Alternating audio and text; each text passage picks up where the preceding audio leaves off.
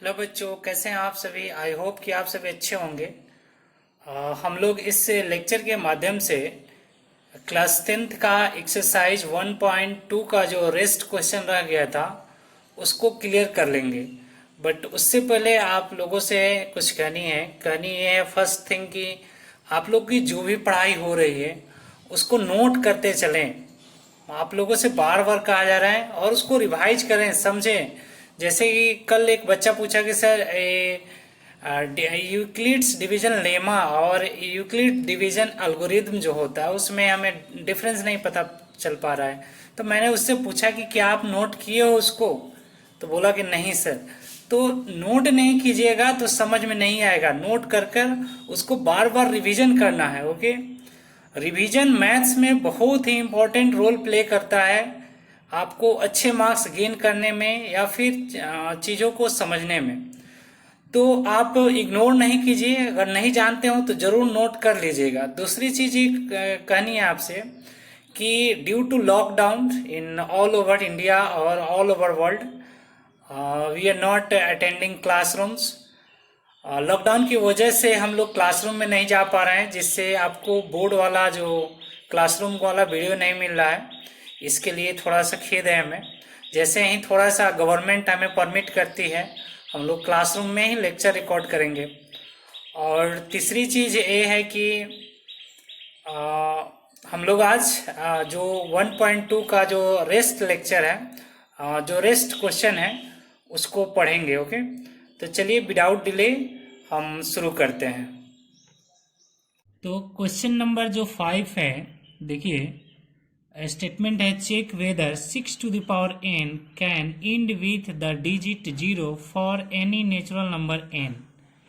ये कह रहा है कि चेक करना है कि जो 6 to the power n जो नंबर दिया गया है क्या कभी ये 0 में एंड होगा, जहां n क्या है, नेचुरल नंबर है।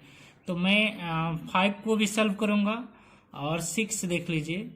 एक्सप्लेन दिया गया है, दो इस तरह का नंबर दिया गया है, are composite number. Explain why, बताना है कि क्यों ये क्या है, कंपोजिट नंबर है। और 7 नंबर क्वेश्चन में आप ये खुद से भी कर सकते हैं। इसे 5, 6, 7 ये तीनों इजी क्वेश्चन है, बट मैं आपको हिंट कर दे रहा हूँ। 18 और 12 का इसमें एलसीएम निकाल दीजिएगा तो आपका ये क्वेश्चन बन जाएगा। ठीक है, तो 7 नंबर ट्राई कीजिएगा, 5 और 6 मैं आपको बता दे रहा हूँ। तो क्वेश्चन 5 का सॉल्यूशन में आप लिखा जाएगा let's see some example of numbers which ends with 0। अब हम कुछ ऐसे नंबर का एग्जांपल्स देखेंगे जो 0 के साथ एंड होता है और उसका प्राइम फैक्टराइजेशन क्या होता है।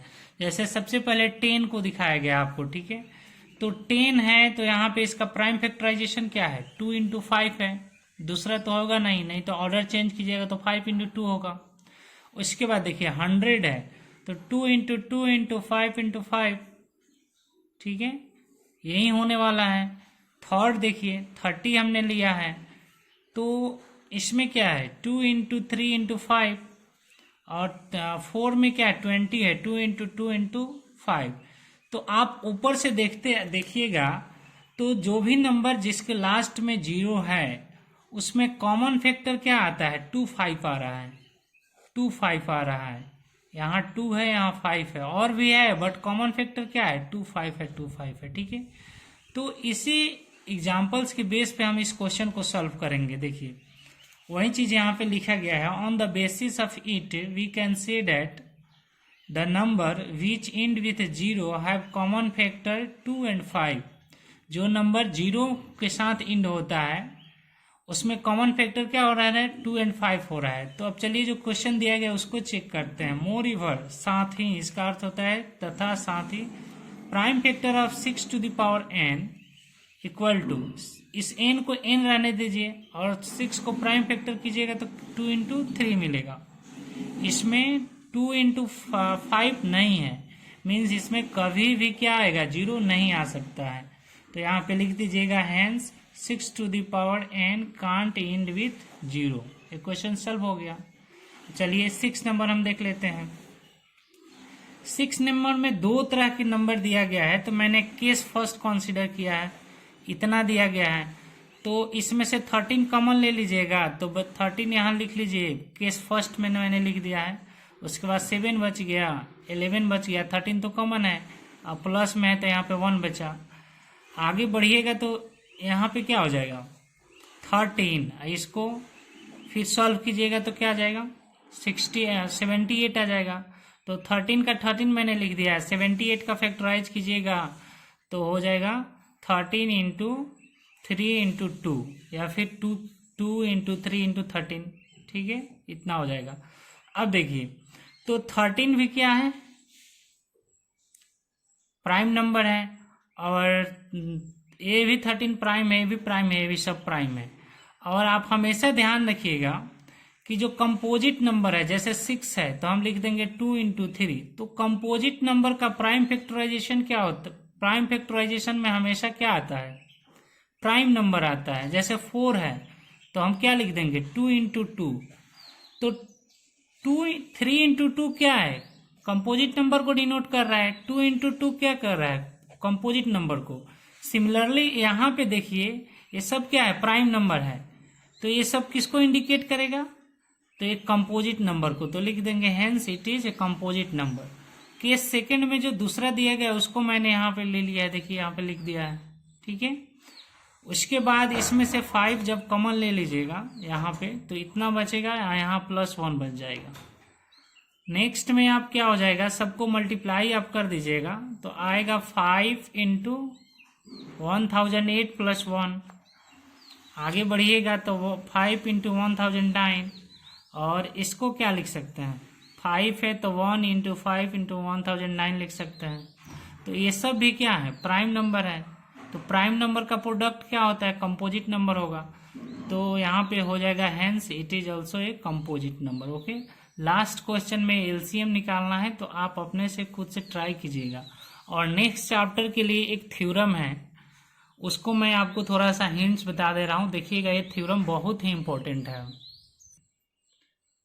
थ्योरम नंबर है 1.3। उसके बाद जो थ्योरम का स्टेटमेंट है आप देख लीजिएगा, पढ़ लीजिएगा। 1.3 में लेट पी बी ए प्राइम नंबर, कह रहे कि पी ए क्या है, प्राइम नंबर है, ये गिवन है। If P divides A square, P divide किसको कर रहा है, ए स्क्वायर को, ये भी गिवन है।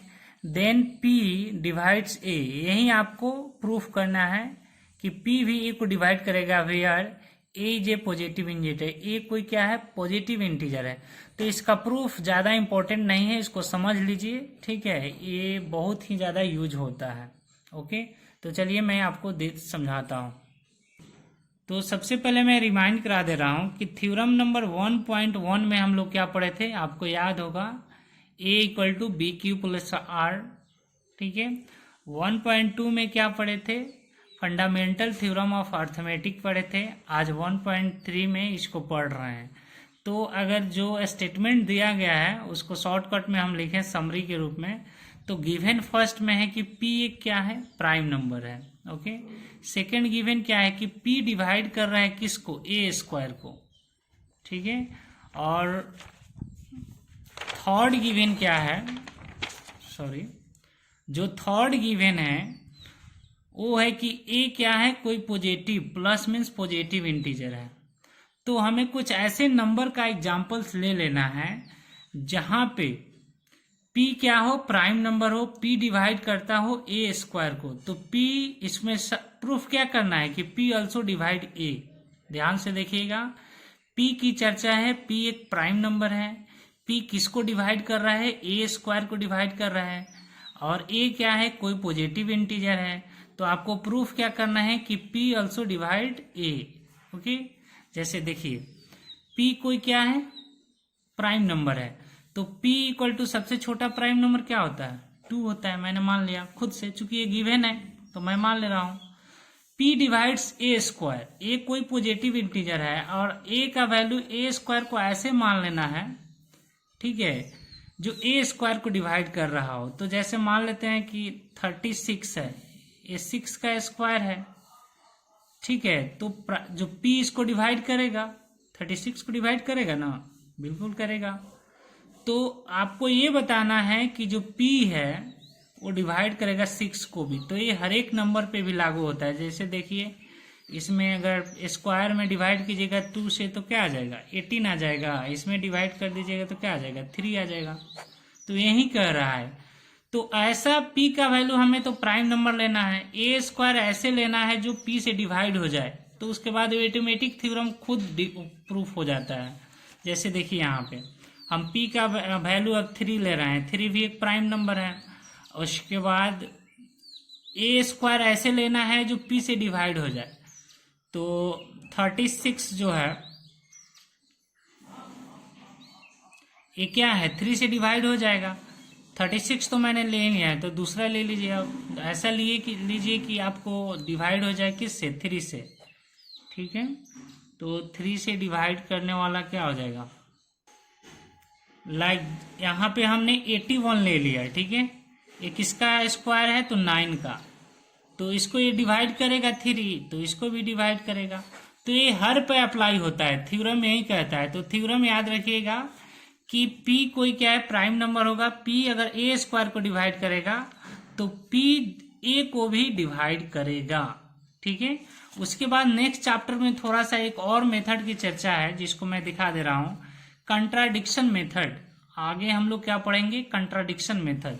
तो कंट्राडिक्शन जो वर्ड है ना कंट्राडिक्ट से बना हुआ है, ठीक है। और इसको चलिए समझते हैं कि ये होता क्या है। जैसे इसको समझने के लिए मैंने 2 सेंटेंस यहाँ पे लिखा हुआ है, ध्यान से देखिएगा।